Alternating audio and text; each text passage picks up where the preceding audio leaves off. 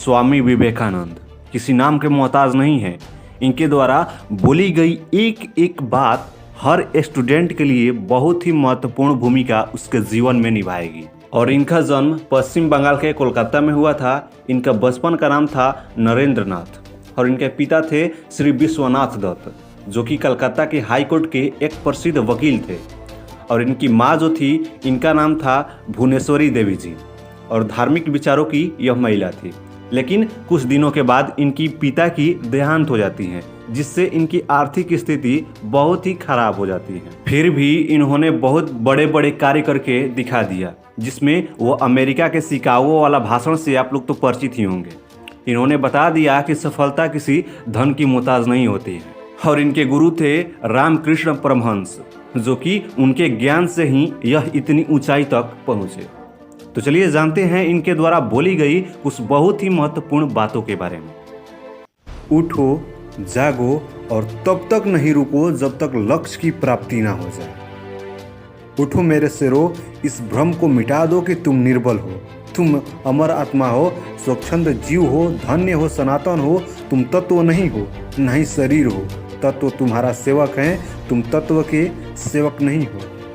ब्रह्मांड की सारी शक्तियाँ पहले से हमारी हैं। वह हम ही हैं जो अपनी आंखों पर हाथ रख लेते हैं और फिर रोते हैं कि कितना अंधकार है। किसी की निंदा ना करें। अगर आप मदद के लिए हाथ बढ़ा सकते हैं तो ज़रूर बढ़ाएं। अगर नहीं बढ़ा सकते तो अपने हाथ जोड़िए, अपने भाइयों को आशीर्वाद दीजिए और उन्हें उनके मार्ग पे जाने दीजिए।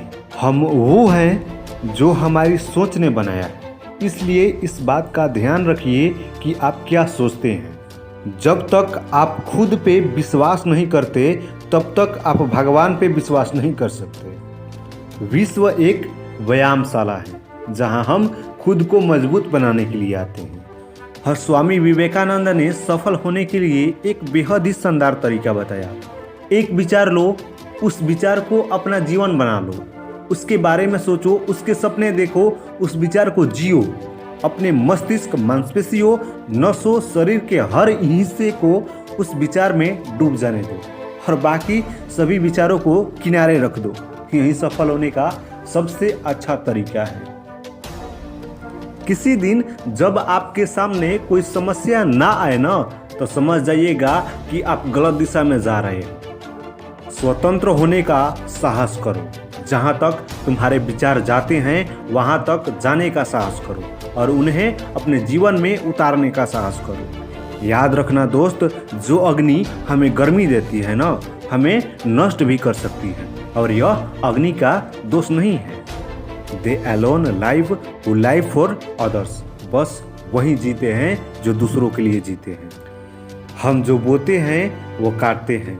हम स्वयं अपने भाग्य के विधाता हैं। हवा बह रही है, वो जहाज जिनके पाल खुले हैं इससे टकराते हैं और अपनी दिशा में आगे बढ़ते हैं, पर जिनके पाल बंधे हैं हवा को नहीं पकड़ पाते।